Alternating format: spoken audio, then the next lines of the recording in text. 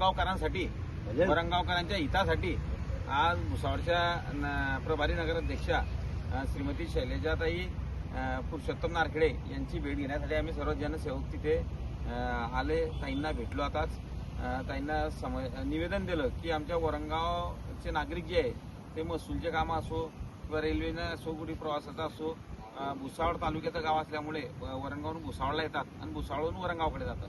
तर भुसावळवरून वरणगावकडे जाणारा जो रस्ता आहे तो अत्यंत खराब झालेला आहे, गड्डे पडले आहे. त्यामुळे अनेक अपघात होत आहेत, अनेकांना इजा होत आहेत, अनेक तिच्यामध्ये मोठ्या पद्धतीने त्यांचे हॅरेसमेंट होते. त्याकरता ते तातडीनं गड्डे बुजण्यात यावे आणि त्या रस्त्याच्या कामाला तातडीने सुरुवात करण्यात यावी अशा प्रकारची मागणी केली. त्यानंतर डिवायडरमध्ये जे काटेरी झुडपं उगली आहे आणि अवतीभोवती जे काटेरी झाडं आहे ते काटेरी झाडं जर कधी काढावे, कारण की रात्री जाताना प्रवाशांना तिथे काटे हे लागतात आणि तिथे मोठ्या पद्धतीमध्ये त्यांच्यावर त्या प्रवाशांना तिथे त्रास होता येण्या जाण्यासाठी. ही मागणी त्यांच्याकडे केली. दुसरी मागणी केली 15 बंगल्याजवळ आणि शिवाजीनगर जोडती कुत्रे बसता आणि जी अस्वच्छता आहे ते स्वच्छता झाली पाहिजे, कारण की येताना हे बॅड इम्प्रेशन पडत असते शहराचं. त्याकरता ती आपण तिथे स्वच्छताकरण करा अशा प्रकारची मागणी प्रभारी नगराध्यक्ष शैलजाताई यांच्याकडे केली. त्यानंतर बसस्टँड हा विषय त्यांचा येत नसला तरी पण शहरात तो बसस्टँड आहे जे पूर्वीचं जुनं बसस्टँड आहे रेल्वे स्टेशनच्या जवळचं, ते बसस्टँड पुनर्जीवित करा. म्हणजे तिथे विविध प्रकारच्या सुविधा ज्या आहेत त्या सुविधा निर्माण झाल्या पाहिजे. कारण का की वरणगाव किंवा पंचक्रोशीतून आलेला नागरिक जो आहे तो तहसीलला जाण्यासाठी तिथूनच त्याला जवळ आहे, रेल्वे स्टेशनला जाण्यासाठी तिथूनच जवळ आहे. म्हणजे प्रत्येक जे बाहेरगावची का बस येऊ ना ती आतमधून या आणि बाकीचं बाहेरच्या माध्यमातून तिच्या जाईल अशा प्रकारची व्यवस्था करा.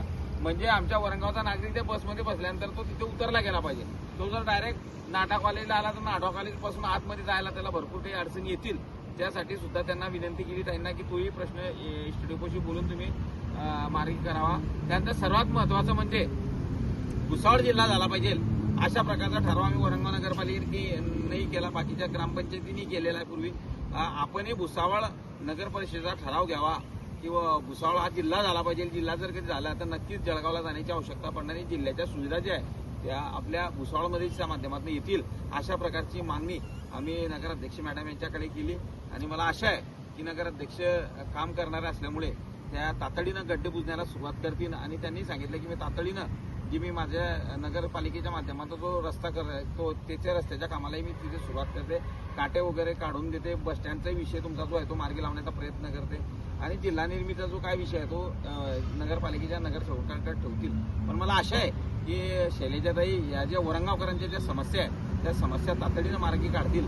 आणि आम्ही सर्व येथे विविध कार्यकारी आपले शेतकरी संघाचे संचालक प्रकाश भाऊ बांधव चौधरी होते, त्यानंतर आमचे कृषी मित्र आदरणीय मिलिंदजी भैसे होते, आमचे ज्येष्ठ नेते बळीरामदादा सोनवणे होते, फजलबाई होते, युवा अध्यक्ष आमचे आकाश भाऊ निमकर होते, त्यानंतर आमचे दुसरे जे कार्यकर्ते सक्रिय कार्यकर्ते कुंदनजी माळी होते, भोजराज पाले होते, असे संपूर्ण कार्यकर्ते सुनील भाऊ माळी होते, नानाभाऊ चौधरी नगरसेवक हे संपूर्ण कार्यकर्त्यांनी भेट घेतली आणि सकारात्मक शेवटी गावासाठी कुठे पण काही पण आम्ही त्या माध्यमातून करायला तयार आहे. आणि आम्ही कुठेही त्या माध्यमातून जाऊ, फक्त वरणगावकरांच्या हितासाठी आणि वरणगावकरांच्या समस्या सुटली पाहिजे यासाठीचा आमचा लढा जो आहे तो लढाची सुरुवात केली आहे. आता आली आहे गाडी भुसावळ.